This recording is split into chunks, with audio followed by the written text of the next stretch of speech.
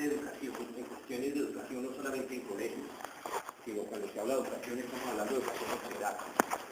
El adulto, el niño, la persona de la calle.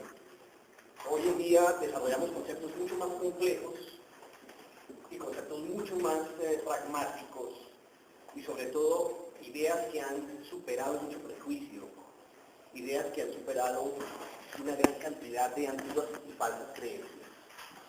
Y eso se debe al aumento en parte del conocimiento a través de la ciencia. ¿Y por qué la ciencia?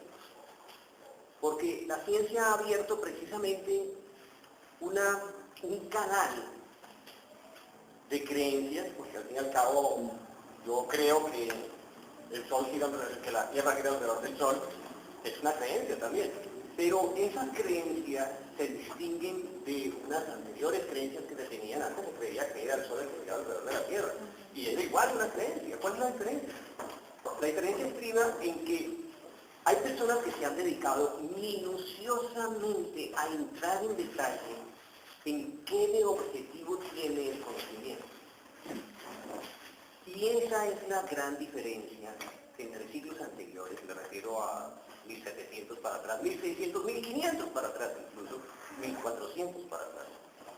Ya que del 1500 con el Renacimiento que viene realmente el nacimiento de la ciencia. Ya había nacido parte de la ciencia con los griegos, pero esa ciencia quedó estancada en parte, y obviamente merece todo su título y todo su prestigio, o sea, no se le desconoce absolutamente nada.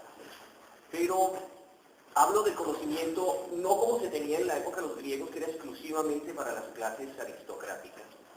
El vulgo, la gente del pueblo no tenía acceso a los conocimientos, a lo que se llamaba la academia, todos los conocimientos que igual, de hecho eran muy pocos los que sabían leer y escribir, pero poquísimos, contados con los dedos de las manos. En toda la Edad Media eso no valió muchísimo, realmente solamente las clases privilegiadas, e incluso básicamente la iglesia era el único ente que tenía cultura. De resto a veces ni los mismos reyes tenían cultura. Podríamos hablar de reyes que supieran de esto.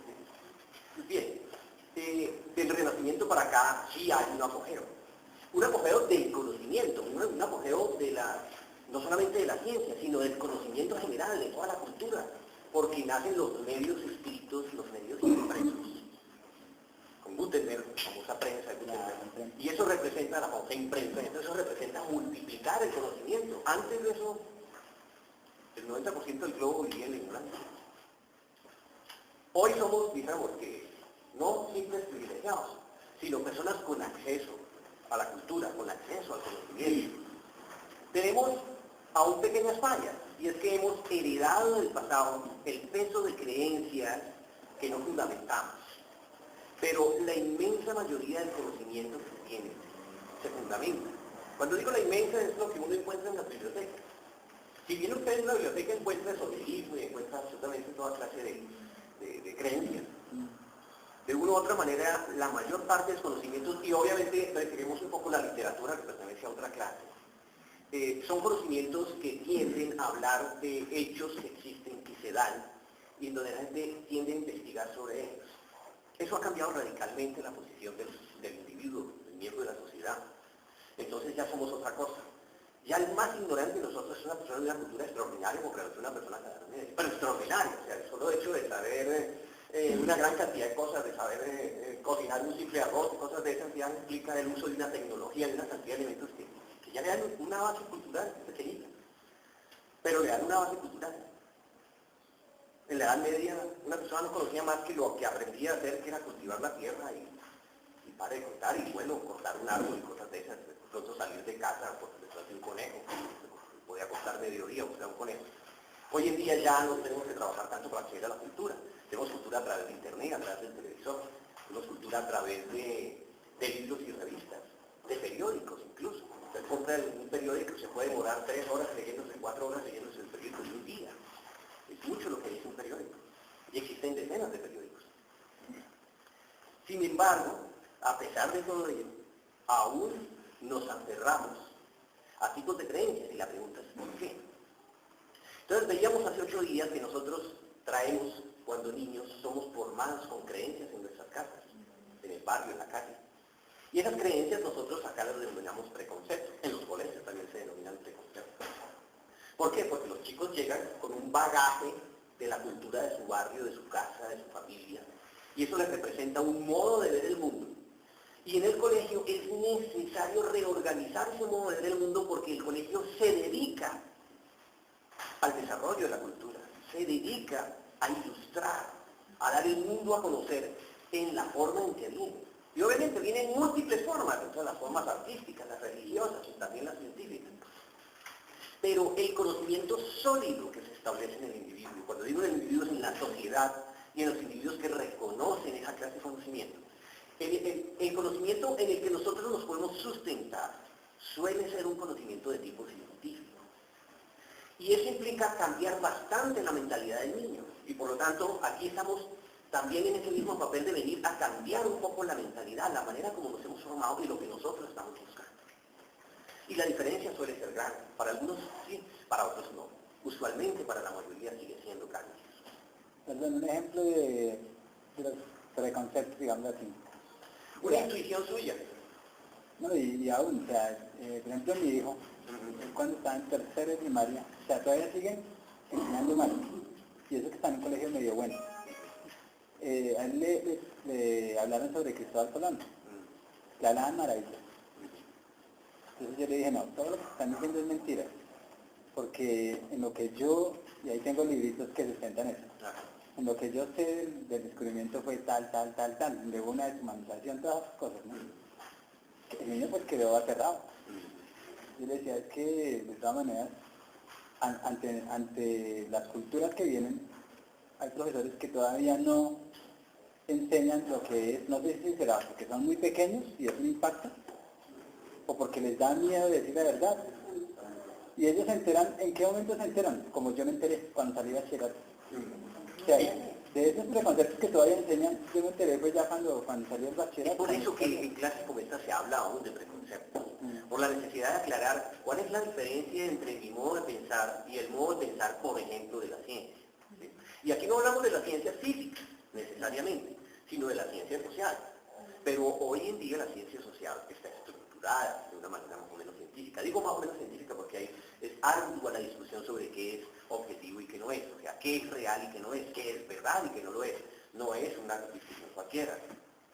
Pero en ese debate, en esos interrogantes, en esas dudas, en el transcurrir, en la evolución de esas dudas, es en donde se tiene que fraguar un mecanismo, un método, un sistema que nos permita distinguir en dónde, quién es el que dice la verdad, ¿sí? ¿Quién tiene razón y quién no en esta discusión que se está dando por aquí y por allá, en la discusión que se da sobre Cristóbal Colón. Y que ha avanzado, pues existen libros que tienen una sustentación. Pero ¿qué es una sustentación? ¿Qué es un argumento? ¿Cómo hago yo para distinguir quién tiene razón y quién no tiene? ¿Quién está utilizando un argumento apropiado y quién está especulando con sus palabras, sino mintiendo? Porque uno puede especular de manera muy ingenua. Yo creo que, y entonces yo puedo estarles diciendo a ustedes muchas cosas. ¿Sobre qué base yo me puedo sentar allá a creer algo que alguien dice, ya sea el que está aquí? Buenas tardes. Ese es uno de los elementos claves que hace que uno pueda desarrollar la intención, la actitud, la pretensión de irse forjando un esquema, un sentido de las cosas que uno diga, si me he decidido irme por el lado de las verdades, ya que no existe la verdad, si he decidido irme detrás de qué hay sobre la política que maneja esta ciudad o este país, etc., tengo que adquirir una manera de estar comprobando para poder afirmar nuevas creencias que voy a asimilar. Porque me la he pasado toda la vida asimilando creencias. Yo, ustedes, todos nos la hemos pasado en ese rollo de, me dicen algo y uno se cree en esto, pero es que otro le dice otra cosa y uno tiende a no creer. Eso depende de quién se lo dice. Pero cuando uno se pregunta ese tipo de cosas sobre quién le dice algo, y pues bueno, yo le explico con el compañero, ¿cuál es el criterio que ustedes escogen para poder definir que aquel tiene razón y aquel otro no? El bagaje de quién o de qué. El conocimiento, yo diría, universal, que tiene un concepto. O sea, tenemos nosotros, lo que se ha tratado de decir, un conocimiento oficializado. Estamos hablando del colegio. El colegio nos está dando un concepto oficial organizado, dirigido a ese tema para que la persona interprete el conocimiento. Pero estamos desconociendo lo que está pasando alrededor, ¿no? Nos centramos mucho en nuestros orígenes, que es ese encuentro de culturas. O sea, tenemos 5.000 años de perdidos de conocimiento, porque nuestros siglos no estudian. ¿Qué legamos nosotros de los españoles? Bueno, también.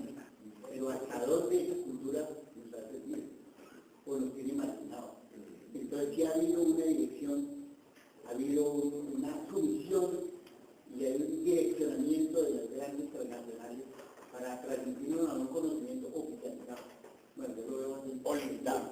O limitado. Tendencioso, es el término preciso.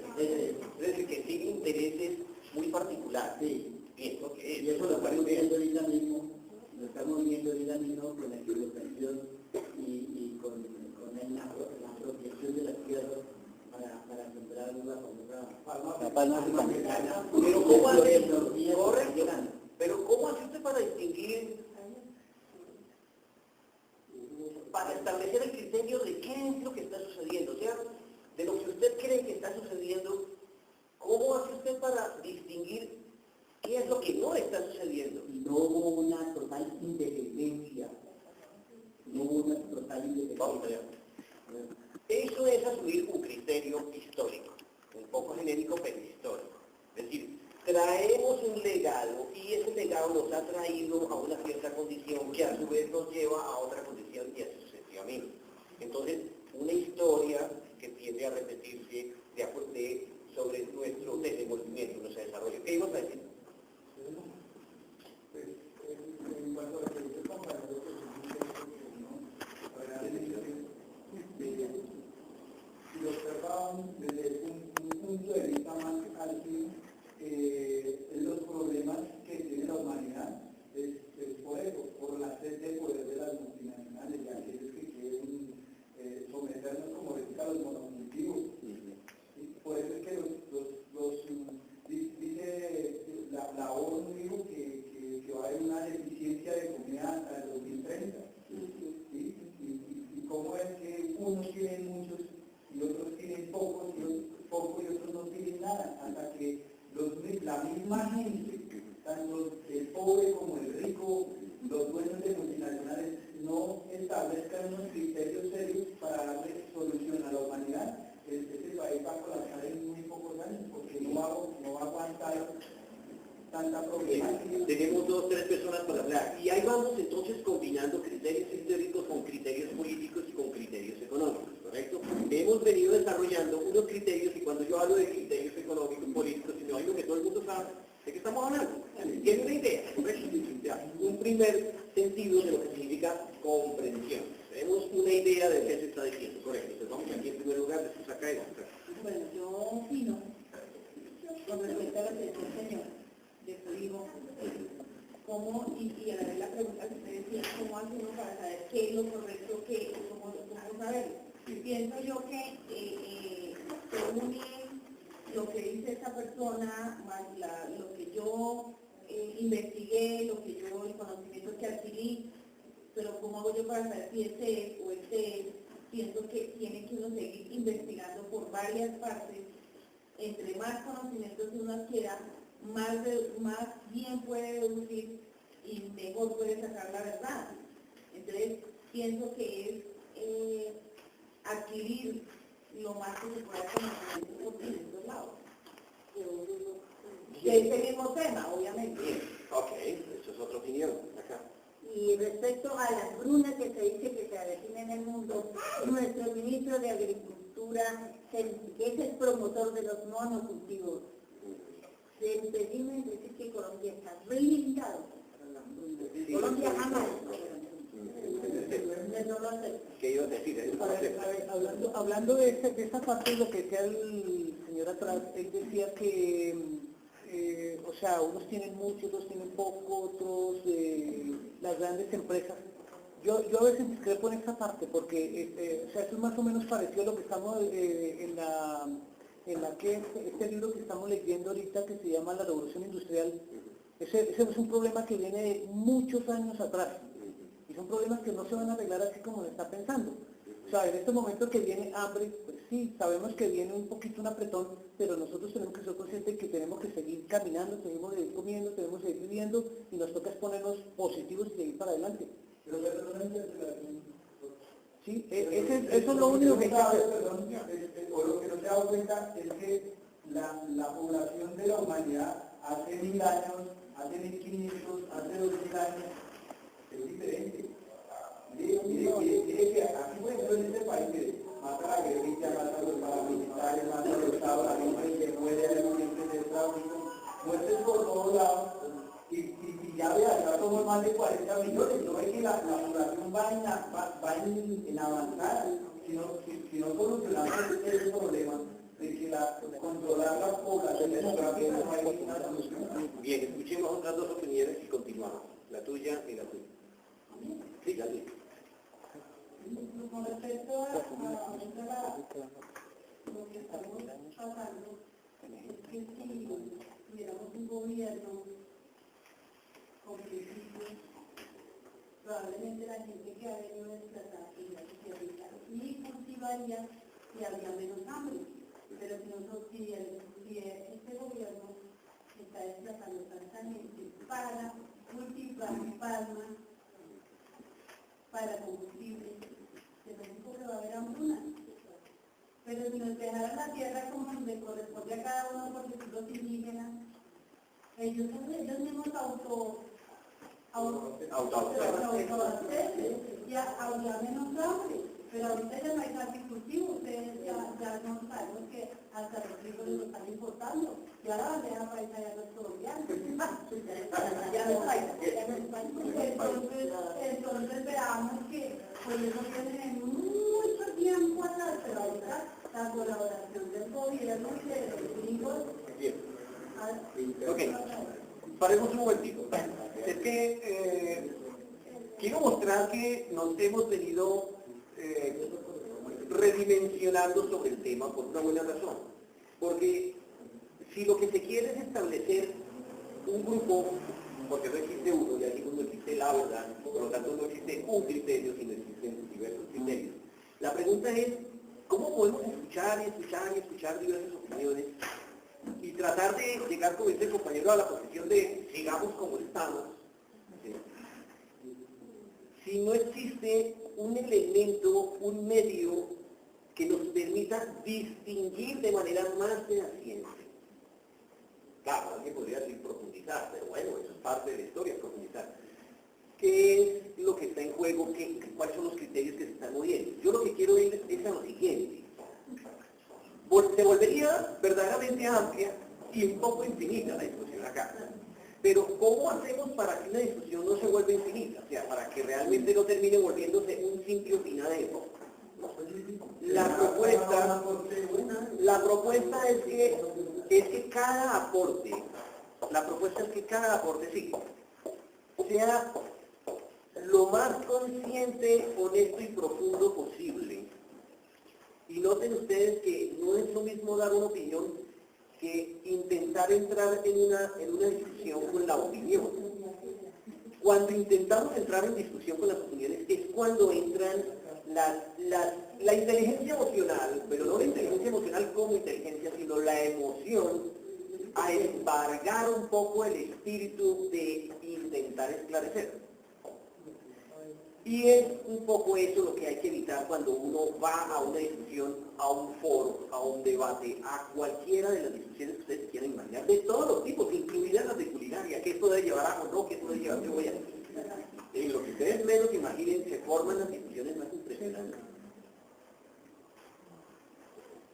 Y lo que nosotros estamos, ya les doy la palabra, lo que nosotros estamos tratando acá de ahora distinguir es cómo tenemos un grupo de ideas que han venido floreciendo y que se están mostrando como lo que son un grupo de ideas. Y cómo es necesario, si queremos progresar en una discusión con sentido. Empezamos por distinguir qué querría decir con sentido. Yo entiendo por sentido algo que aporte. ¿Sí? Cuando yo escucho a una persona diciendo tal cosa, yo digo, eso no lo sabía. Esa es una nueva visión que antes no había escuchado. Y así sucesivamente. Y entonces me está aportando. ¿Sí? Desde el momento en que yo propongo mi opinión y voto mi opinión, o sea, la suelto allá, ¿sí?, para quien la quiere recibir, y los que la reciben están en actitud de asumir un respeto por esa opinión y una propia posición frente a esa opinión, ¿no?, sin emocionarse demasiado, uno puede seguir el progreso del conocimiento a un punto en que uno o quede convencido de aquella, o de una combinación de opiniones que se escuchó después de que yo salí de acá, o algo que me hizo pensar en considerar lo que yo pensaba, y a todo eso es lo que nosotros llamamos un proceso de conocimiento, un aprendizaje. Obviamente este ambiente de aprendizaje no es lo mismo que un ambiente de aprendizaje en un colegio. Hay verdaderamente diferencias. Entonces, si esto fuera un kinder, o un primero, un segundo de primaria, la situación sería totalmente diferente. Pero enfrasquémonos acá, en esta clase de discusión, porque de eso se trata. Y simplemente traten ustedes de transponer lo que se pueda ganar de acá a otras condiciones, familiares, educativas, etc. Bien. Bueno, miren, la verdad es que yo vine a tomar este diplomado con jatuta, como dicen en mi tierra, jatuta ignorante. Yo no sabía ni qué era eso de lingüística, nada. Enfatua ignorancia. Exactamente. Yo he comprado los folletos y los he leído, como también vienen en mi tierra, de cabo a rabo, y he sacado una conclusión. Estoy fascinada. Porque lo único que yo veo es que la vida, mi vida, y obviamente la de mi entorno, solamente la puedo cambiar yo. En la medida que yo cambio los conceptos, las creencias, pues pienso que me voy a volver cada día mejor persona y eso lo voy a permitir a los demás. Y me parece excelente la forma de cambiar la vida y la verdad es que estoy fascinada. Gracias. ¿Alguien más quería opinar? Dame un segundito que ya le había solicitado la palabra. El conocimiento, en mi opinión, cuando tiene más contenido científico, o sea, que no tiene duda hasta ese momento, porque en el futuro puede tenerla. Entonces ahí uno, en esa búsqueda, posiblemente uno se identifique.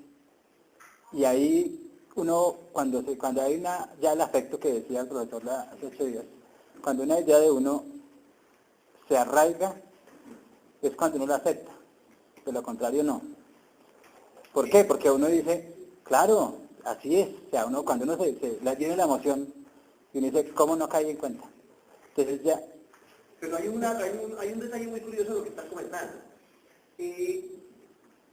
Asumo lo que dijiste al comienzo cuando dices, se vuelve un conocimiento albergado, o sea, un conocimiento asumido, cuando se arraiga, cuando se vuelve algo sentido, cuando se vuelve parte de sí mismo. Bien, eso se llama comprensión. Cuando yo he comprendido algo, que lo veo claro, ¿sí?, hasta cierto punto.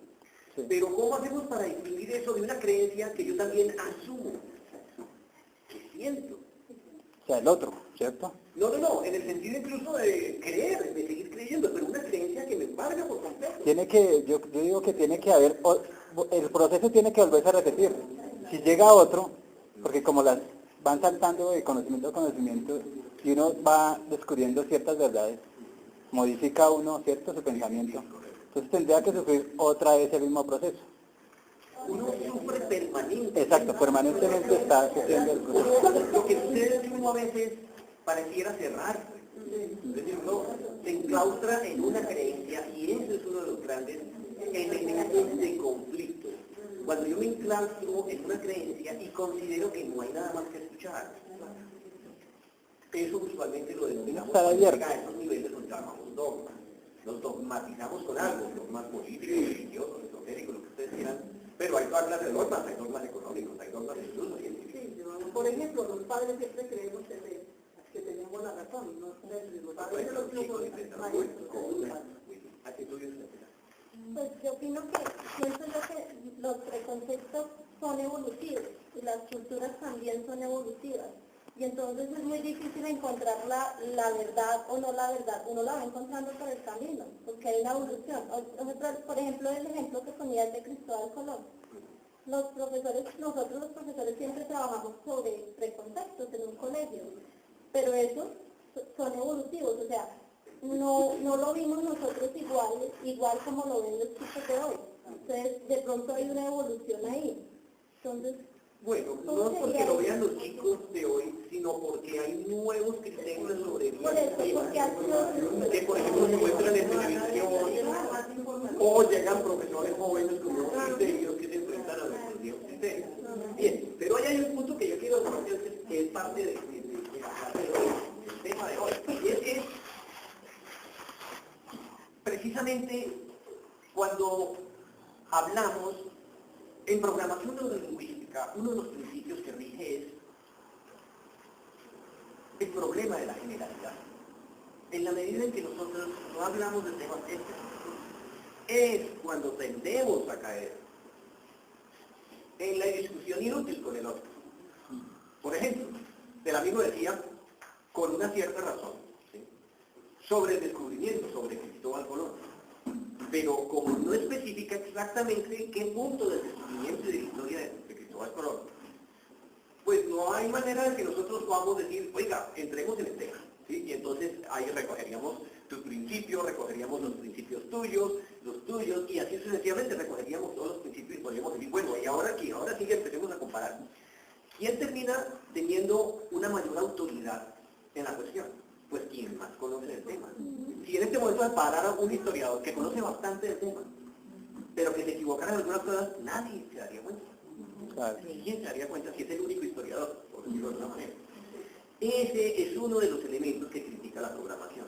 Dice, si usted quiere hablar de algo, sea lo más preciso y conciso en un tema sobre su propia creencia. Lo que sucede, y entonces ustedes se darán cuenta por dónde va la historia, es que solemos estar en juego nosotros mismos, nuestro orgullo, nuestra integridad en nuestros principios. Y la mejor manera de comportarse es hablar con generalidad. Porque en el momento en que yo preciso algo, y en el preciso momento en que yo preciso, alguien se contrapone a lo que yo digo, enseguida quien está en juego soy yo, es decir, mis criterios, y en base a mi personalidad. Esa es la razón por la cual nosotros como que jugamos, pero como que no jugamos, como que tiramos la piedra, pero suficientemente lejos como para que no sepan quién la tiró, y así sucesivamente. Y eso es parte, no de una simple falta de criterio, eso tiene como consecuencia el hecho de que la gente no nos mire a nosotros como personas de criterio, como personas que somos capaces de tener algo en la mano y sustentar, tener una cierta seguridad. ¿Por qué? Fundamentalmente, y entonces aquí viene otra gran verdad de pecho que es de apuño, que es fundamental para nosotros, porque nosotros tendemos a no comprometernos, porque tendemos a tener un poco de miedo al sometimiento verdadero, porque tendemos a no profundizar en las temáticas. Generalmente rodamos con opiniones, y entonces nos volvemos opinadores. Yo opino sobre esto, yo opino, es muy fácil opinar. Yo estoy opinando. Pero eso no es verdaderamente algo que nos lleve a nosotros a algo en lo que uno salga de ahí diciendo trascendí, caramba, soy otro, me siento diferente, me siento nuevo. Y esa es la base de una actitud frente a uno mismo. La base de una actitud frente a uno mismo es decir, ¿qué hago para cambiar? ¿Qué hago para yo ser otro diferente? ¿Qué hago para realmente ser exitoso?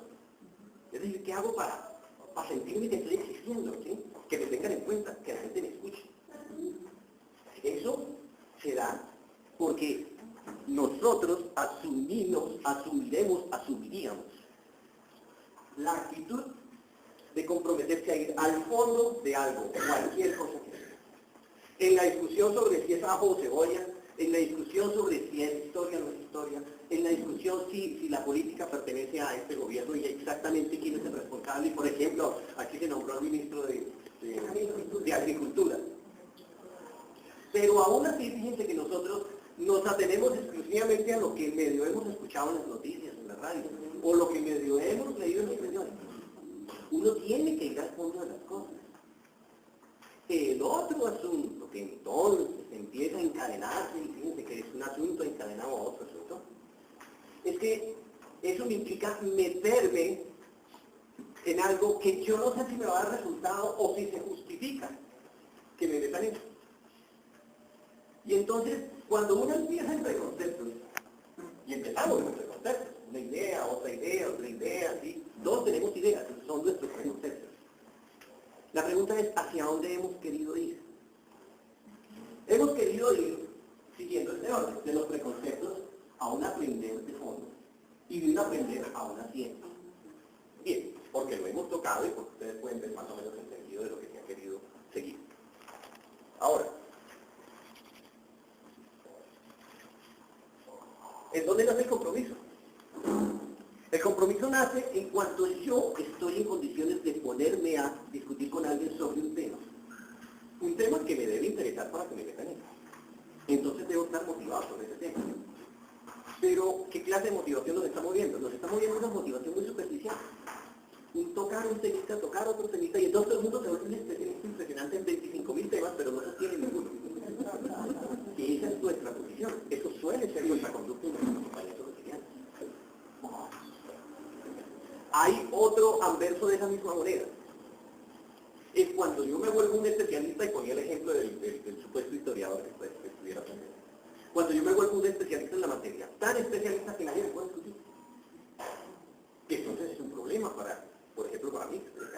Porque si conozco un tema, pero no encuentro un opositor, un contraventor no, sino una persona que se contrapone a mis opiniones, pues, por una parte me siento solo, pero por otra parte me siento que puedo estar especulando y diciendo lo que no corresponde. Y nadie dice, oiga, pero usted dijo algo ahí que no resonó, ¿sí? Entonces se requiere un poco de criterio. Y fíjense que no es un criterio exclusivamente sobre la temática, sino es decir, ese señor dijo algo que no tiene una estructura lógica como sólida. Y ahí es donde empiezan elementos de aprendizaje apropiados. Por un lado dijimos entonces conocimiento profundo de la temática. Por un lado, por el otro lado dijimos la estructura del discurso, que puede ser una simple estructura vacua, vacía, o sea, cuyo conocimiento yo no tengo, pero por la manera como dice las cosas el señor tiene esta tendencia o aquella tendencia, o me da la sensación de que pareciera patinar sobre este tema, eso se expresa también. Entonces nosotros podemos juzgar, ¿no?, por la estructura lógica que tiene una persona en su discurso, podemos juzgar por la profundidad de la información que contiene su discurso. Y aparte de esto tenemos una tercera cara de la moneda, que es el interés que yo tengo para conocer de algo. Entonces, estoy interesado en conocer de todo un poquito, y entonces pienso que mi éxito se basa en ser una persona que pueda venir aquí y hablar de economía, y venir aquí y hablar de culinaria, y venir acá y hablar de educación, y así sucesivamente. Eso es un modelo. Quien escoge ese modelo debe estar dispuesto a tener que leer extraordinaria, volverse una enciclopedia viva. Como esos tipos que enfrentan a los concursos y le hacen 50 preguntas y saben de muchas cosas.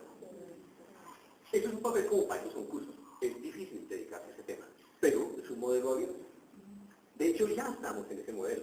Incluso estamos flotando en ese modelo. Acabamos de decir, veo personas que hacen, sí, pertenezco a ese tipo de personas que quieren estar aquí y allá y saber de muchas cosas, pero no de verdad. Entonces, tenemos que estar pendientes de identificarnos si queremos pertenecer a ese modelo, o queremos estar en otra clase de modelo. Y está el otro modelo, el modelo del especialista. Pero el modelo del especialista, estamos hablando de aprendizaje, el modelo del especialista, ¿qué clase de modelo debe ser? Solo doy unas pautas para que ustedes sigan imaginándose lo demás. Yo diría que es la clase de persona que está interesada en conocer de fondo una cierta temática, pero porque tiene un interés general sobre esa temática específica. Cuando me refiero a un interés general, es que tiene una motivación de fondo para realmente irse por allá. Por ejemplo, el escritor de un libro. A lo mejor le gusta escribir, y lo que le importa es escribir. Pero como no se puede escribir hoy en día sobre cualquier cosa, existen millones de libros que no dicen nada. Entonces tiene que especializarse en algo. Y entonces se dedica a escribir cuentos de ciencia ficción. O se dedica a escribir literatura infantil. O se dedica a escribir sobre culinaria. Y así sucesivamente. Sí, que trato de poner como temas un poco neutrales, ¿no? Pero bueno, es para no tocar política y otros temas un poco más escabrosos. Y en ese sentido, no es simplemente volverme yo un especialista en algo por volverme un especialista en algo, sino porque tengo una motivación, porque es lo que me hace vivir. porque está relacionado con mi sentido de vida. Y esos elementos son centrales para uno tener una actitud frente a algo, y eso sí, esperar a que se preste la ocasión de que yo pueda hablar en una reunión, en un debate, donde sea que esté aquí, sobre ese tema. Es decir, no voy a poder estar en todas partes porque ya no estoy en el modelo de los toreros. Entonces estoy en una reunión y aquí, donde la familia, donde el tío, donde el cuñado. En todas partes donde estoy, vengo aquí a hablar de esto y de esto y de esto y de esto y de esto. Sino que estoy solamente en determinados debates, los debates políticos, o en el debate de culinaria, en particular. Entonces, allá donde van a hablar de culinaria, allá estoy yo. Y entonces me voy a medir con los que verdaderamente saben de ese tema. ¿Sí? Y entonces me sentiré una autoridad, no simplemente porque me escuchen, sino porque la gente con la que estoy debatiendo esté a la altura mía. Y en ese sentido, como yo estoy muy motivado por mi tema, tengo muy metidas las creencias dentro de mí mismo, pues obviamente voy dispuesto a enfrentar mis creencias con otras personas, con otros especialistas, porque estoy en un foro de culinaria. ¿Sí? Entonces estoy allá y vamos a hablar de pasteles, vamos a hablar de, qué sé yo, de pay, vamos a hablar de tortas, en fin. Y entonces creo que soy el especialista en uno de esos tres, tortas, ¿verdad? Entonces estoy dispuesto a dar mis conocimientos sobre todo y esperar a que alguien me diga, pero ¿no le parece que si le echa a usted esa cantidad de azúcar se le puede presentar aquí un problema? Yo diría, bueno, es que yo no he probado eso, pero entonces estoy siendo muy honesto, estoy muy metido en la situación y no tengo el temor necesario que tengo cuando estoy flotando sobre todas las cosas, pero donde empiezan a profundizar, yo tengo que estar quitando, es decir, el modelo anterior. Bien. ¿Algún comentario hasta acá? De acuerdo a esa pluralidad, digamos así, de conocimiento. Yo soy de los que a mí me gusta ese modelo. ¿Por qué? Yo me formé con sacerdotes y ellos son, mejor dicho, en todo lo saben. ¿Por qué? Porque ellos, la biblioteca de ellos, a mí me gusta el modelo de la biblioteca de ellos. Hay de todo. Entonces yo fui adquiriendo esas costumbres de allá. ¿La costumbre que De tener una biblioteca de todas las ciencias. Y yo consulto y leo y todas las cosas, ¿cierto? En mí, ¿qué efecto ha tenido eso? Que mi pensamiento lo ha estructurado. O sea, a mí me ha servido de mucho. Sí, participo en muchas charlas. No soy especialista, pero para mí es un orgullo poder estar participando en cualquier evento informal, puede ser. O sea, a mí me trae un efecto que es que mi ego, sin ser uno egocéntrico, mi autoestima se afianza. Como persona, mejor porque cuando uno sabe todo, uno aporta también, ¿cierto? Entonces, he tenido el rechazo del 90%, yo digo, porque casi todos se especializan. Yo he tenido un rechazo que no me lo dicen de una, pero uno ya observa, se da cuenta, uno siente, ¿cierto? Y yo siempre he criticado la particularidad en la ciencia. ¿Por qué? Porque se limita a uno, el conocimiento se le limita, eso es lo que yo digo, ¿no? El conocimiento se le limita, posiblemente en la casa llegue gente nueva, porque allá también se mueven, y uno le toca rechazar una charla porque no puede decir ni mu, y es sin nada de especialización. Yo imagino que todas las familias se ha dado esa clase de discusión. Entonces, si alguien empieza a hablar de política o cualquier cosa, y la autoridad suele ser el que más fuerte tiene la voz, o el más viejo de la casa, o el dueño de la casa. Sí, entonces el goce. En sí, conclusión de eso es que yo digo que a mí hoy en día me gusta leer. Antes de formarme con sacerdotes yo nunca leía, nunca invertía en un libro. Entré allá y toda la percepción del mundo, la percepción de personal, la percepción de la gente, todo cambió. ¿Con qué clase de sacerdotes te formaste? Con los agustinos. Con los agustinos. Ok. Porque pienso que hay diferencias entre sacerdotes y sacerdotes, ¿no es cierto? Hay de todo. Yo tuve la gran oportunidad de formarme con jesuitas. Que son buenos. Son muy cultos, ¿no? Sí, son extraordinariamente cultos. Pero ese aspecto, allá hay otros aspectos, hay que mirarlos con más. Sí, en el conocimiento y eso. En cuestiones de conocimiento son muy abiertos. Sí, son personas que son capaces de hablar de política muy abiertamente, pero también son personas que hablan al fondo de cada uno de los aspectos políticos. Ya pueden hablar de desplazados, pueden hablar de guerrillas, sin ningún miedo y sin ningún temor. No todos los sacerdotes, por ejemplo, hablan Sí, pero- de guerrilla sin temor. Y desgraciadamente en nuestro país existen muchos tabúes. Pues, alguien habla de guerrillas, entonces todo el mundo dice, wow, de izquierda, guerrilleros, estudiante de la nacional, bueno, en fin, se forman una idea, una imagen, un preconcepto de las cosas. ¿Sí? El gran problema de que nosotros nos mantengamos siempre flotando en la punta del iceberg, ya te doy la palabra, es que solemos ser nosotros mismos los que cerramos nuestra mente y nuestro corazón al ámbito del conocimiento.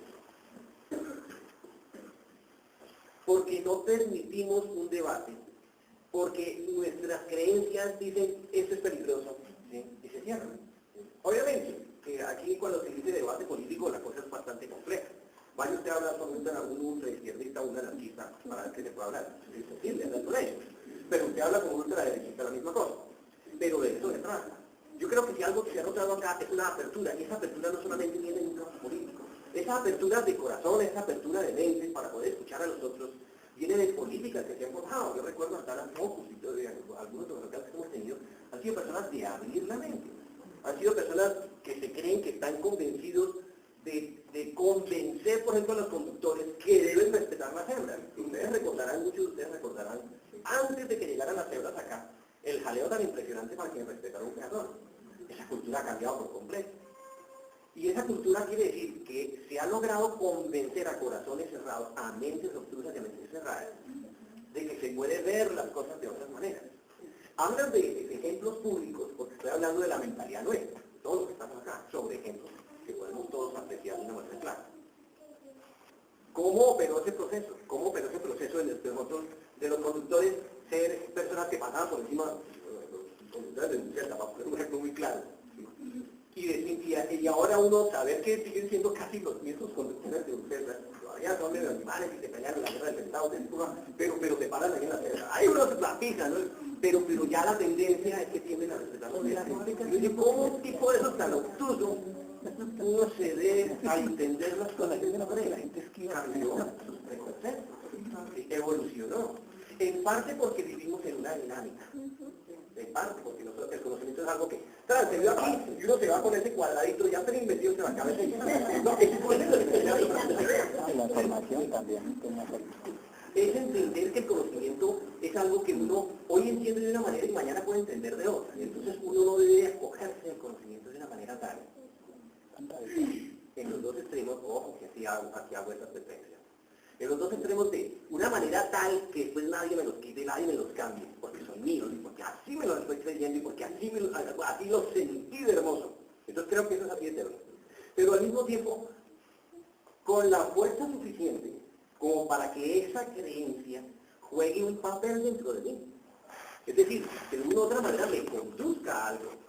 Recuerden que hay un principio en desarrollo inteligente que dice, todo pensamiento conduce a una acción. El cerebro juega la función de recrear imágenes, ideas y conceptos con la intención de aplicarlos. ¿Sí? Puede ser que los apliquemos dentro de 10 años, entonces uno puede durar 5 años en preescolar, otros no sé cuántos en primaria, bachillerato, universidad y posgrado, y solo después de 20 años salir a aplicar conocimiento. Pero esa es la intención. Uno no puede quedarse adquiriendo conocimientos y dejarlos allá flotando porque cada vez lo van a llevar más alto. Entonces debe haber un equilibrio. Y tan extraordinariamente sentido pues que me enloquezcan y que desde ahí no me vuelva a mover. Ni tan suaves que me impregnen y se me caigan y para de contar y no me hayan servido para nada. Tiene que ser precisamente una clase de conocimiento relacionado dentro de una estructura mental clara, diáfana, flexible, funcional, pragmática. Y con pragmática no quiero decir que sirva para la acción. Pragmática puede ser que sirva al corazón, al sentimiento, al afecto. Oiga, siempre que la amo. Es un conocimiento que adquirí, que soy capaz de enamorarme de alguien. Entonces, y tengo una persona que me gustaría expresar mis sentimientos. Entonces, la idea es materializar eso en un día. Entonces, no hace alusión exclusivamente al conocimiento que me sirve para una receta de cocina, o que me sirve para arreglar un carro, sino a muchos elementos, inclusive los artistas. ¿Alguien iba a decir algo? ¿Tú y quién más? Bueno, alguien fue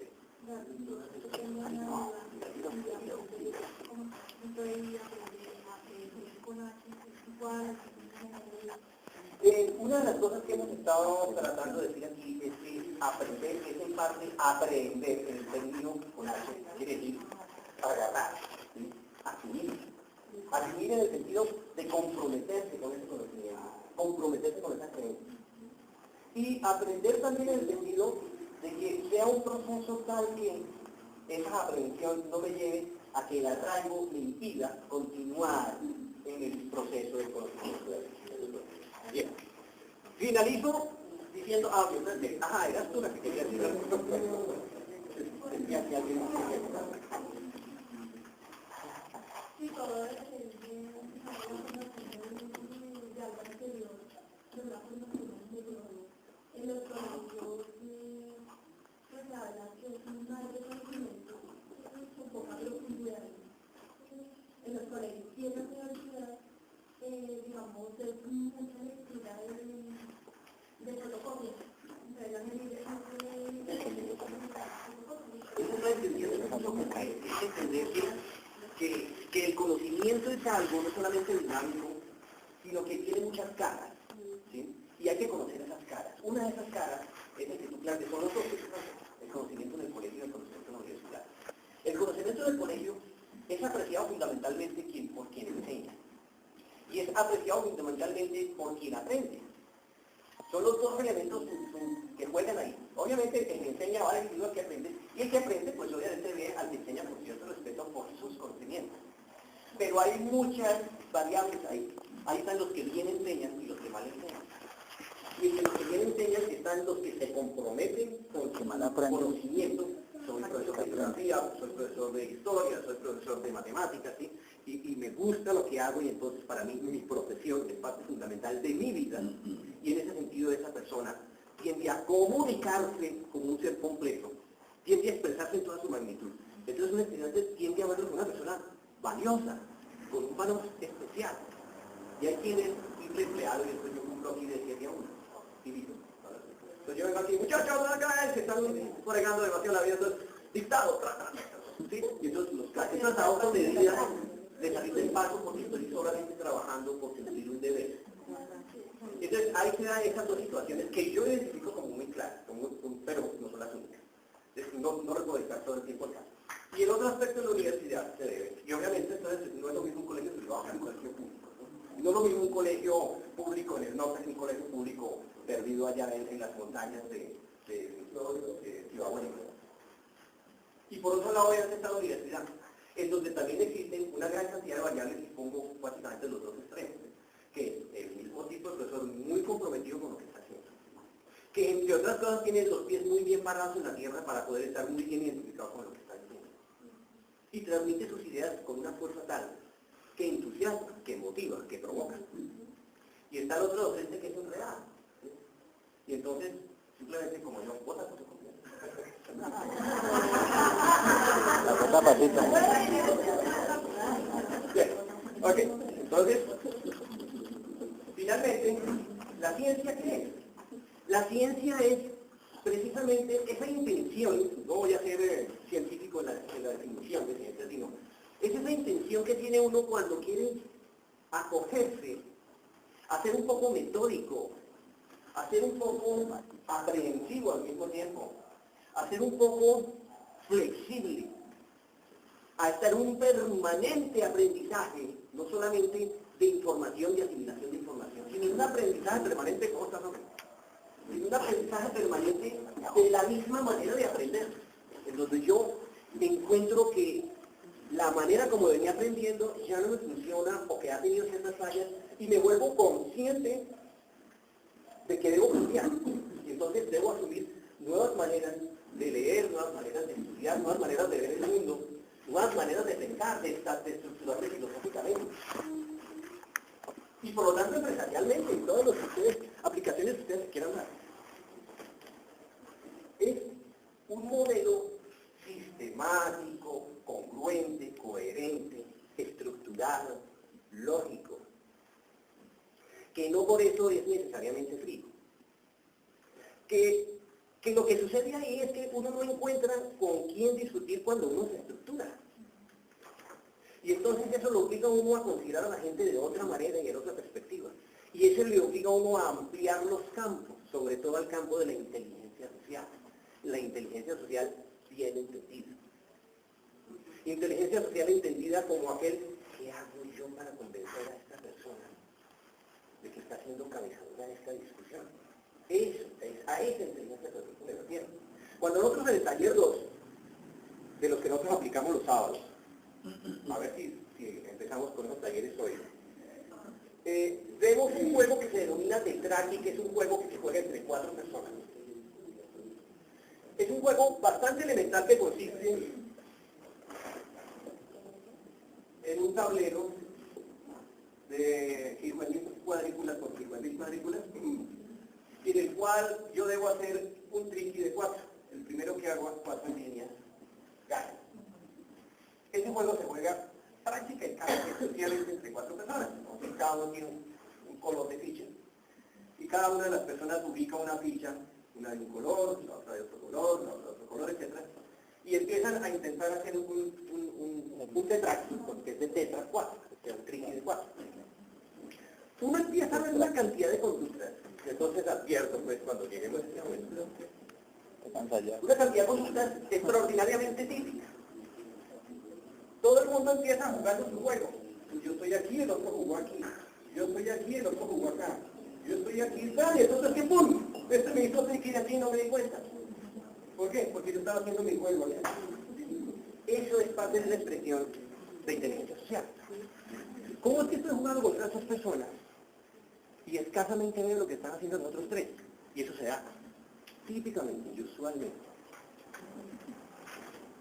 Y así sucesivamente. El que está atendiendo, pero no está atendiendo, ese es otro ejemplo. Es aquí en esta clase de juegos donde uno se da cuenta que la inteligencia social está simplificada al máximo. Y la idea de inteligencia social es que yo siga jugando un rol social, pero lo juegue en profundidad. O sea, que yo siempre esté pendiente de cuál es mi propósito y cuál es el propósito del otro. Es decir, que uno, creo que lo mencionaba, pero en unas clases anteriores, antes de que empezáramos esto, decía, en una relación entre personas, y entonces acuérdense que programación neurolingüística es fundamental la comunicación y por lo tanto la inteligencia social. En una relación entre personas, uno suele tener en cuenta al otro, pero uno suele tenerse en cuenta más que lo que uno puede tener en cuenta al otro. Porque eso es más difícil tener más en cuenta al otro que lo que uno se tiene en cuenta. Y un intermedio es la propuesta de tener en cuenta la manera como se construye la relación entre las dos personas. Eso es una pregunta. Concéntrense en construir la relación entre dos personas. Y verán que resulta de hecho incluso más sencillo que estar diciendo, es que este otro tal cosa. Es decir, como el gran problema que encontramos siempre es usualmente otro corazón, con sus mismos sentimientos, con su propia aprehensión frente a las cosas, ¿sí? Con sus propios prejuicios. Y obviamente eso no quiere decir que yo no los tenga. Pero si soy consciente de que el otro los tiene y yo los tengo, entonces yo tengo un poder sobre la situación, una autoridad más que un poder, un conocimiento que me permite decir, necesito venderle este producto a esta persona. Cuando digo vender un producto puede ser una aspiradora, o puede ser un servicio, o puede ser simplemente un favor, o puede ser el establecer una relación por otros intereses, interés familiar. Necesito convencer a mi tía que venga con nosotros al paseo, ¿sí? Pero mi tía está cerrada en la cabeza, ¿sí? Está sentida por lo que pasó el otro día. Cualquier situación que usted quiera aplicar, si usted trata de construir la relación, va a encontrar mejores opciones de resultado que si usted se basa solamente en mirar cada actitud. Porque tiende en la construcción de una relación a adquirir una actitud positivista, optimista, constructiva. Y uno de los elementos que veremos más adelante cuando veamos a Piaget va a ser esa posición constructivista.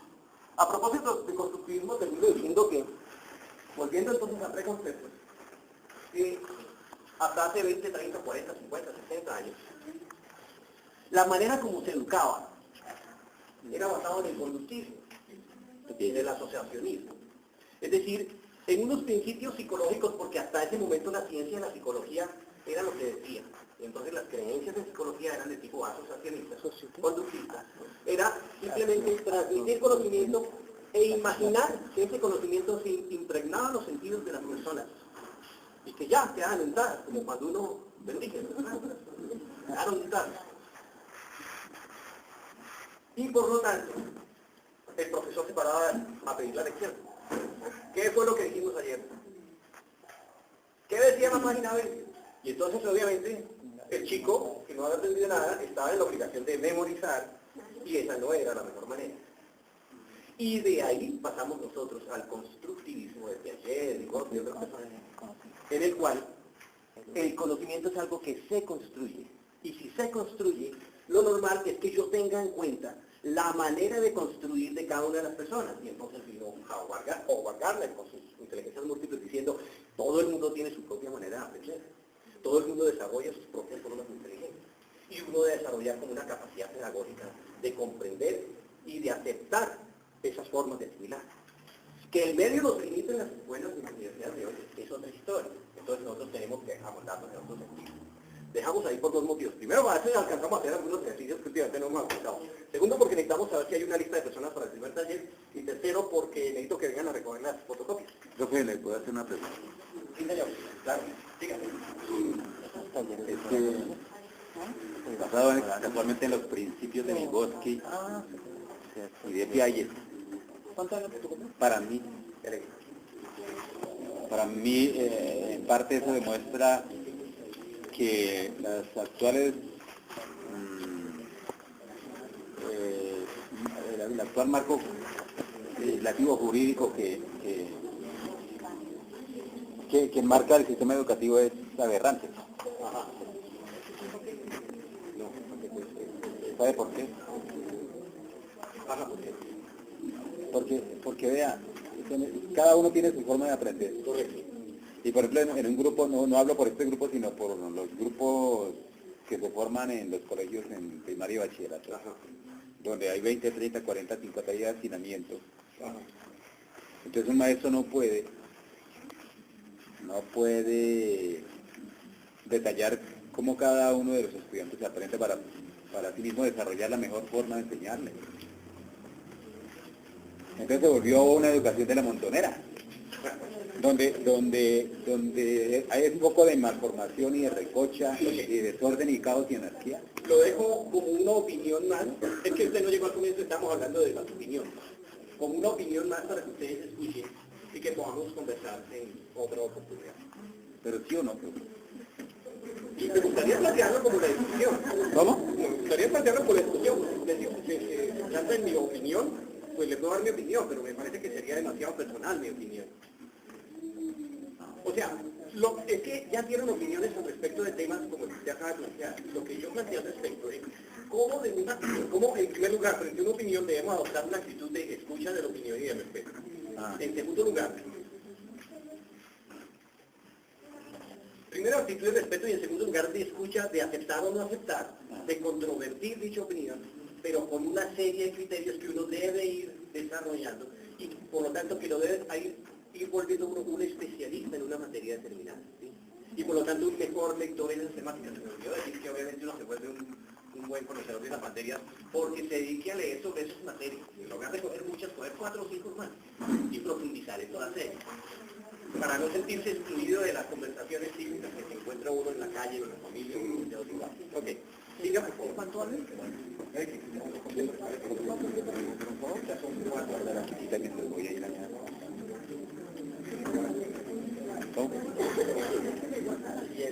¿Quién es?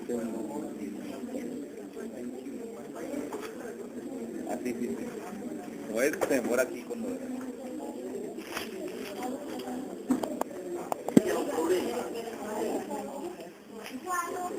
¿Recuerdan ustedes alguno de los problemas pasados? Sí.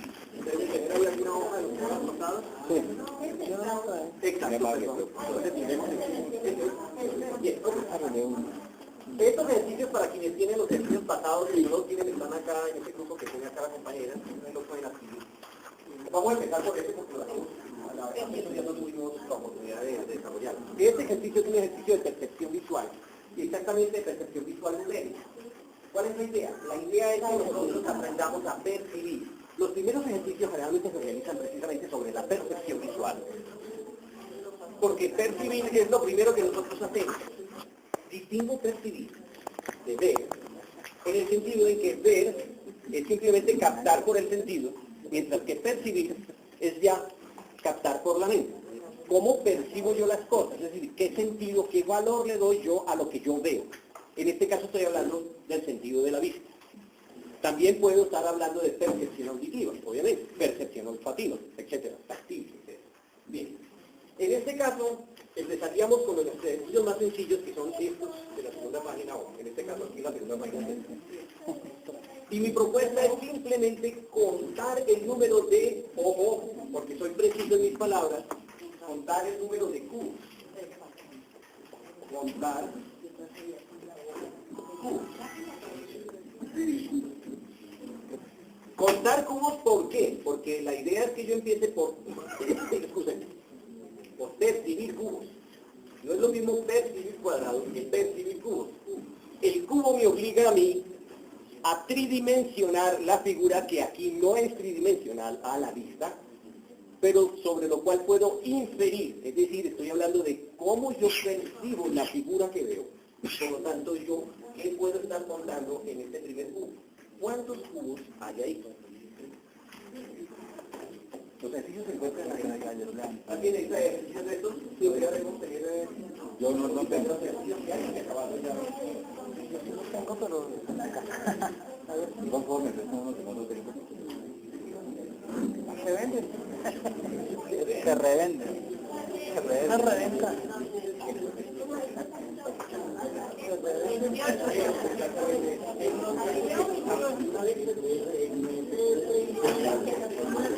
Yo no se me sabe.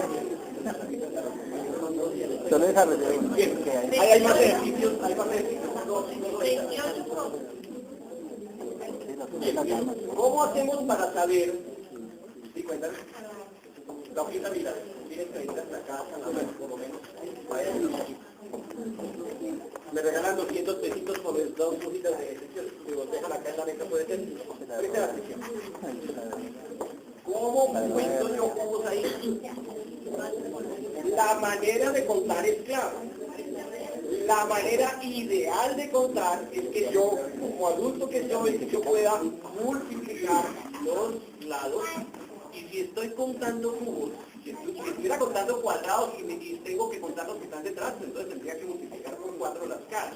Pero como estoy contando cubos, yo simplemente multiplico cara por cara. 3 por 3 me da 9. Más el adicional. Más los 3 de altura, eso me da 27. Más los que se recupera arriba, yo tengo 28. Sencillo. No es difícil, pero hay que ser consecutivo, tranquilo, asimilar cualquier proceso que uno desconozca lentamente, tranquilamente al comienzo, y después simplemente se va automatizando. En ese momento en que uno lo hace ya al dedo. ¿Hasta ahí estamos bien? Primero ejercicio. Bueno, necesitan que vuelva a explicar. Sí, que vuelva a explicar.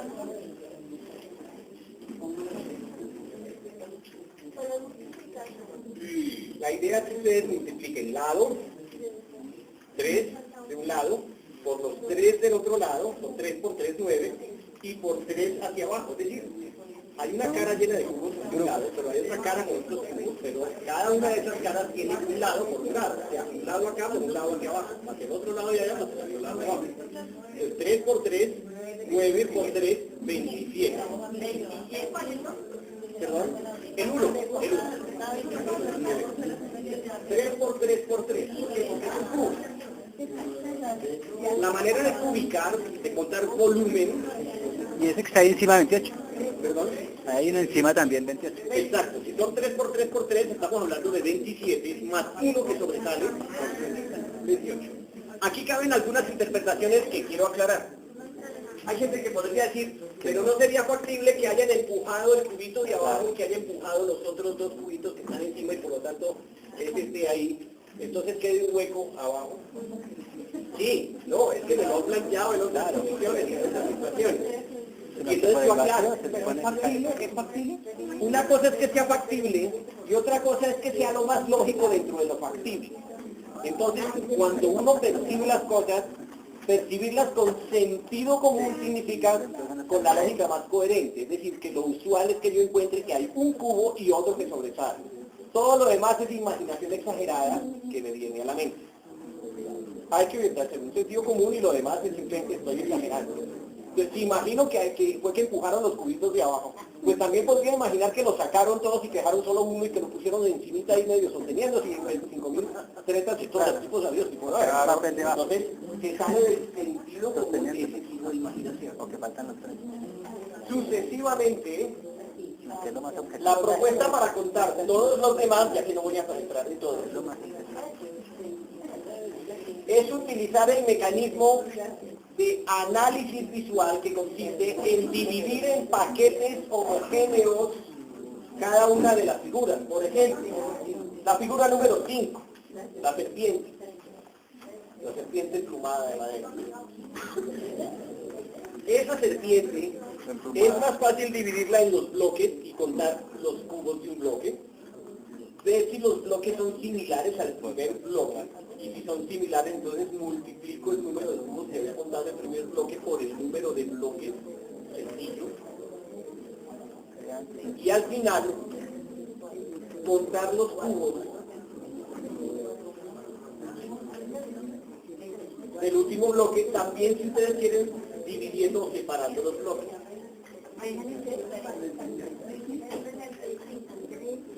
3 por 6, 6 por 3, 6 por 4 diría yo diría 6 por 4, 24 más la cabeza. 26. La cabeza tiene 3. 24 y 3, 27. Pero ¿cuál está hablando, Del profesor? 5. Del 5. ¿Cómo contarían ustedes El 29, porque aquí se está sosteniendo. el número 7?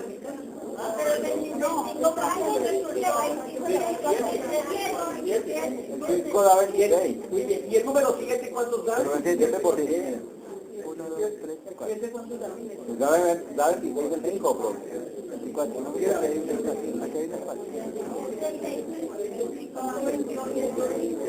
hay una parte. ¿Y él te da? ¿De cuánto le da? Entonces para mí error. El 5. Bueno, pero mi pregunta es, ¿cómo contaron el número 7? No, profe, pero el 5. En el 5. Pero el 5. Gracias. Quiero aprovechar esta ocasión para mencionar que una de las razones por las cuales yo quiero dejar esto acá, en esta incertidumbre, es porque el principio fundamental del aprendizaje es aprender por sí mismo. Lo decía tú al comienzo de la clase. Lo que importa es que aprendo yo, en el sentido mientras aprenda bien, mientras comprenda ese conocimiento es mío, algo que yo aprendo, se vuelve esa parte del equilibrio que yo decía que es necesario tener para estar convencido de algo, para sentir que lo voy a utilizar, que es parte de mí, de ese conocimiento. Entonces, quienes van a estar acá seguros de cuál es el número son ustedes. Entonces lo veremos en la próxima clase. Empezaremos con eso. Empezaremos que ahora